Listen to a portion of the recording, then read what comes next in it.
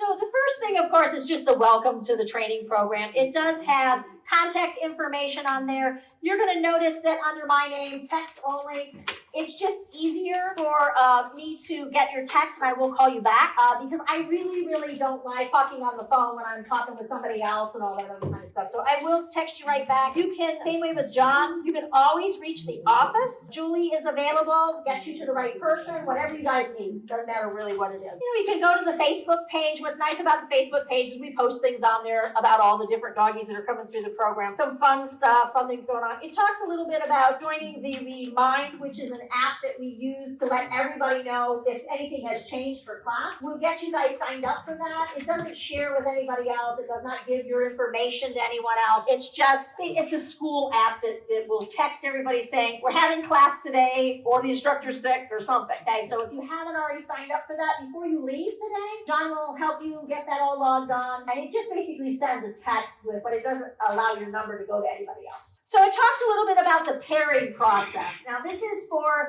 people who are getting one of our pets or one of our dogs. Obviously those of you that have a dog, that's your dog, and you're going to be hanging with that guy. The way the pairing process happens with one of our puppies, I think I already spoke to you on an individual level. It's really, the dogs are going to come to class.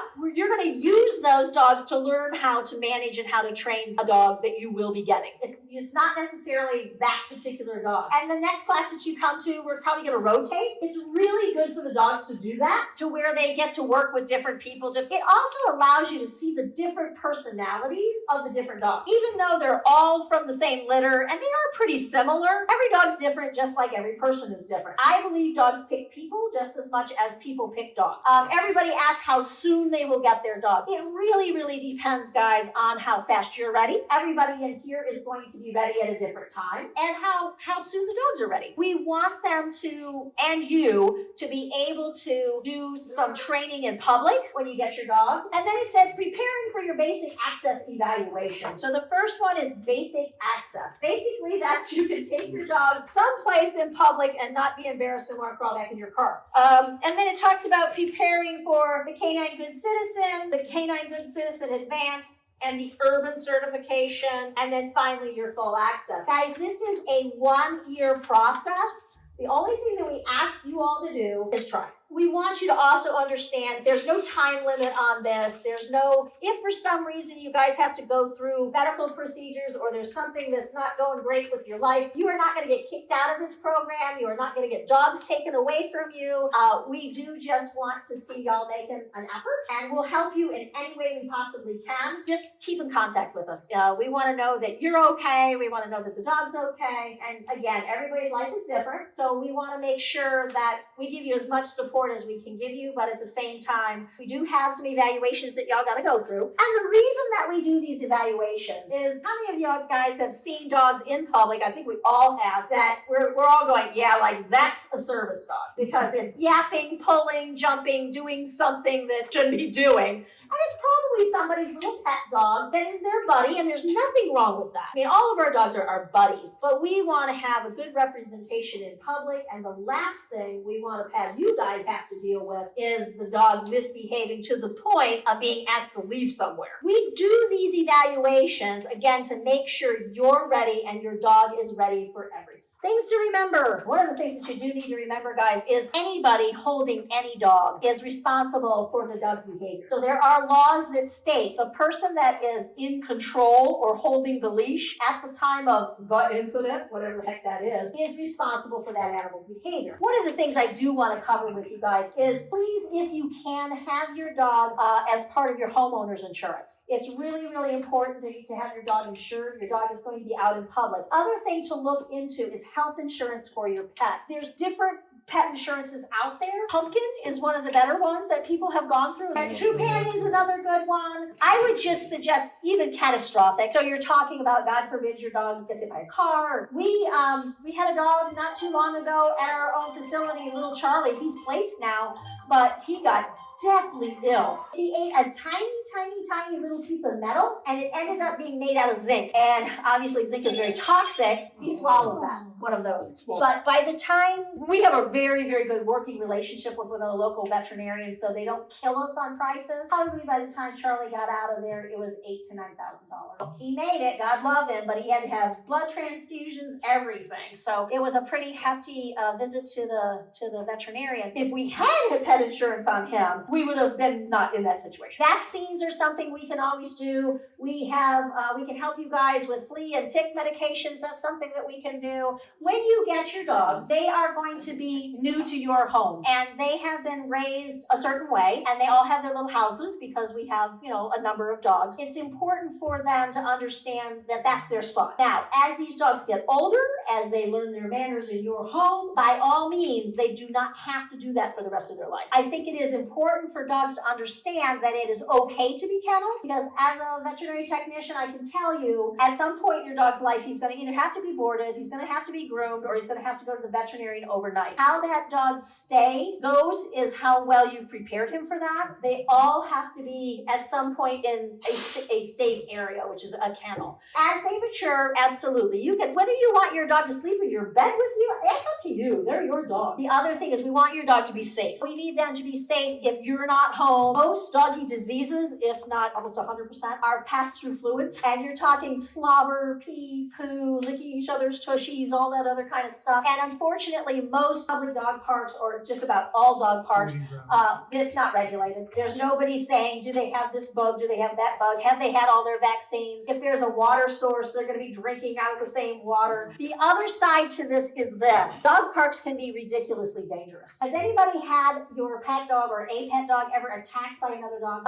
It can literally ruin that dog. Had a private dog training business for many, many years, and my number one consult was, my dog is reactive to other dogs. When he sees them, when we're out for a walk, he acts like he wants to kill them, because when he was a puppy, when he was this, when he was that, he got attacked by another dog, and ever since then, he's never been the same. That is very true. I want you guys to look at it from a dog's point of view. You've taken him to the play park for fun, and his trusty person, who he was supposed to put his little life in your hands, has thrown him into the group of dogs, and he just got his butt kicked. And then what can happen is that will either make him ridiculously shy of other dogs or trying to stick up for himself. And it can cause a lot of problems, not to mention the physical side of it. If anybody in here has, and probably most of you at some point have been assaulted by another human, you got to think about, now you are very leery, wary of a human, because that's an experience you've had. If your dog has experienced being mugged by another dog, he's going to be looking over his little shoulder his whole life. And as you all know, rehab, whatever that might be, only works so far. So I can help dogs get over that. I can tell you that there are many, many dogs that don't ever get over it. Now, getting your dog enough exercise. Let's talk about that. If you live in an apartment complex or a community that you're pretty daggone comfortable with, that this is sometimes the homeowners associations make people turn in their vaccination records or whatever. Sometimes people have keys to the park, and you get to see all the same dogs all the time. I mean, use good judgment. I really don't even want you to take your dog for a walk around the block. That's scary too. There's been a ton of dogs that have been jumped and attacked walking around the block. They're going to walk enough. Do you guys know why dogs don't like delivery people? The whole purpose and how they train, the whole theory of how you train a dog to be protective towards other people is that it's the I bark, I whine, I show forward motion, they run away. Delivery people always run away. And so it starts with just a little bit of, hey, why are you at my house? I made them leave. It works. So that's why there are so many dogs that get pretty stinking aggressive, because they're successful every day of the week. I think we've already talked about this, but service dog laws, there are no federal certifications. There are no state certifications for service dogs. There is no such thing. Don't let anybody tell you that there is. So when you see these things online and get your dog certified as a service dog and all it is ID and some kind of goofy little certificate. There is nothing. You will not get a certification that is legal, because there isn't. What we do, how it works is this. Under ADA law, it states that the dog can accompany a person who is in need of that dog's assistance for whatever reason. Right? It's medically to your benefit to have a dog. So when you go in someplace, they can ask you, do you have a disability? Yes, I do. They cannot ask you what it is. They can ask you, is that your service dog? Yes, he is. And then they can ask you, what does he do? Now, this is where people get confused. It's not physically what the dog does for you. Basically, you need to say, he is a medical assistance dog or a medical access dog. Mobility assistance. When people think of mobility, they think of somebody in a wheelchair or somebody that can't walk really well or something like that. With mobility, this dog is allowing you to have access to some place that you normally would not go without the dog. So if you've experienced, I'm driving to the store without a dog, I don't really want to drive to the store, I get to the parking lot, holy crap, I'm having a really bad day, I'm just going home. Or you go to walk into a store and went, nope, not today. If that dog gives you the comfort and confidence to say, come on, buddy, we can do this. And that's a mobility access. That dog is allowing you to go someplace the general public goes, and now he's giving you that ability to do the same thing as everybody else. So mobility access is the easiest thing to say. After that, that's the end of the questions. And when you go in someplace, it all depends on the dog's behavior to whether or not they can legally ask you to leave. So what is that behavior? They cannot cause a public nuisance. And this is where we come in. We make sure that dog is ready and doesn't cause a public. We're your support crew. It means that they can't be dragging you around, trying to jump on other people, peeing and pooing in the store, barking, intimidating people, that kind of stuff. So it's basically the dog has good manners while he's in there. If somebody has an allergy to your dog, too bad, they can go shop somewhere else. That's the law. And if people know the law, they will understand that. If something should ever happen to where you go somewhere and they say, no, I'm sorry, your dog cannot come in. If you can manage to say, no, that's not going to happen to me and my dog, call the sheriff's department. They will politely educate the manager about, no, you can't do that. It's the law. You got to think of the next person. That person might not be able to deal with the situation quite as well. And if they got some anger management issues, and all of that, it could end up in an ugly situation for that veteran, and then, you know what I'm talking about. It doesn't happen very often. Usually most places now understand the law. Cool. College. Let's discuss certain institutions are not public. People think public school, like,